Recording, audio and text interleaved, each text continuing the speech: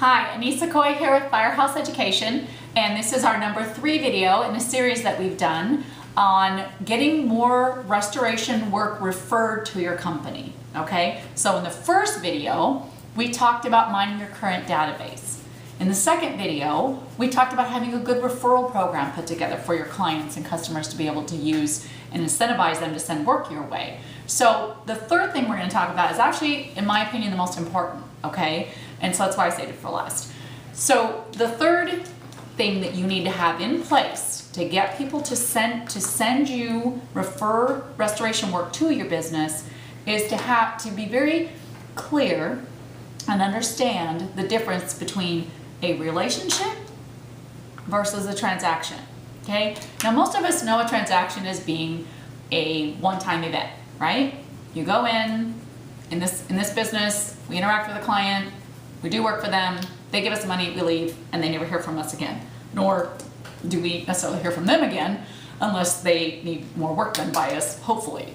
Now, a relationship is where you have ongoing interaction and connection, okay? So, now I know that sounds really elementary, but I wanted to explain that for a reason. The problem that I see with a lot of companies that do restoration work is they think they're creating relationship when they're actually not. Being in contact with your clients and referral sources, it could be an adjuster, could be agent, could be JV partners that you're working with, is not about pitching to them, okay, or selling something to them, or only contacting them when you want to send out a postcard reminder or sending out a coupon to them. That's not relationship building. That's reminding them, hey, I'm over here, do you want to do another transaction with me and give me more money, okay? That's not building a connection. And a connection is what relationship is about. And I really want to stress that the number one way to be successful in restoration is to have the right relationships, okay? And honestly, that's the number one way to be successful in any business, but right now we're talking about restoration.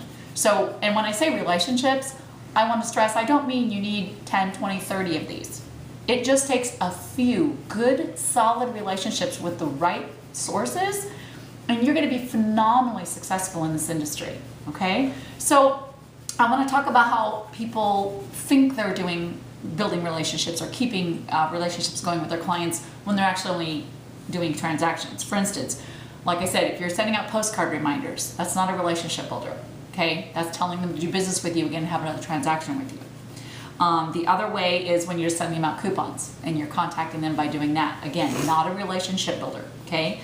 And the other way, which is kind of a duh, but it's true, is you go in, you have connection with, you go in and you have a transaction with these people, you do work for them, and then you leave and they never hear from you again. How many times have you had a HVAC person or a window cleaner or any other service business come and do something in your home and you never hear from them unless you pick up the phone and call them again? Happens to me all the time, and it blows my mind because these people are losing business by doing that. So in this industry in restoration, how do you create and have those good relationships? Now your relationships you want to create are going to be with agents, adjusters, JV partners, your current database, and anyone else that is in their sphere of influence, okay? So in order to do that, you need to be in constant contact with them and not the annoying by myself kind of interactions. I mean the kind that build relationships. So you can do this in a variety of ways, all right?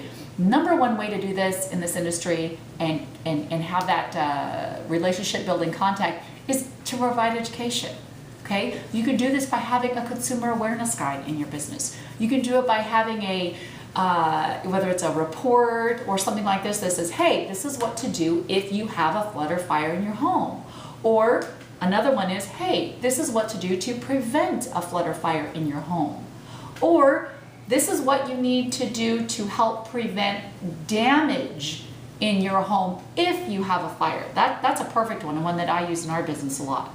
Okay? So giving out education is going to create a friendship with these people, okay? Which is what you want. You want a relationship.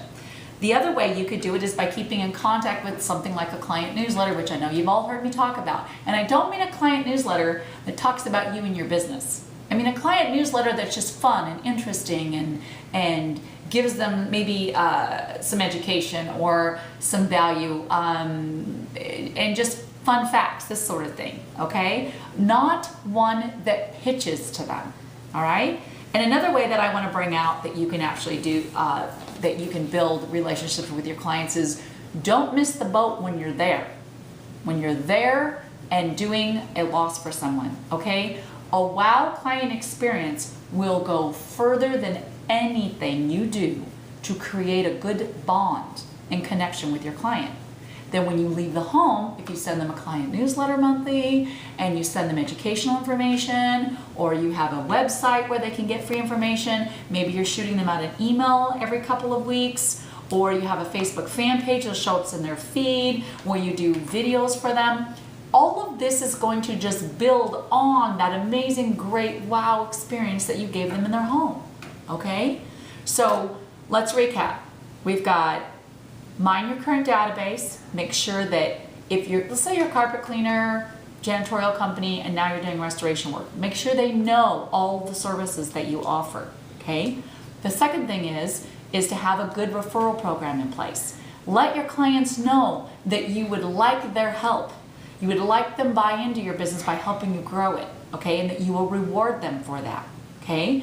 And the other thing is to be very clear on the right relationships to build with the right people, and be sure that you are not getting caught in the transaction situation that a lot of companies get caught in, and go in, have a great experience with these people. Your clients love you, they think you're amazing and great, and then they never hear from you again, okay? You're doing not only yourself a disservice by doing that, but you're doing your clients a terrible disservice, and all of those that are in their sphere of influence that could maybe use you if they had a loss in their home.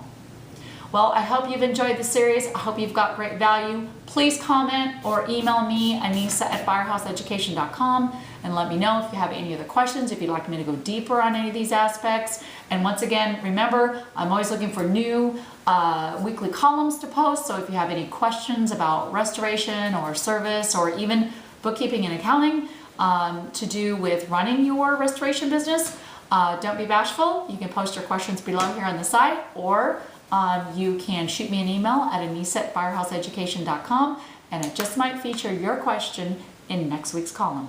So until then, I will see you on the next video.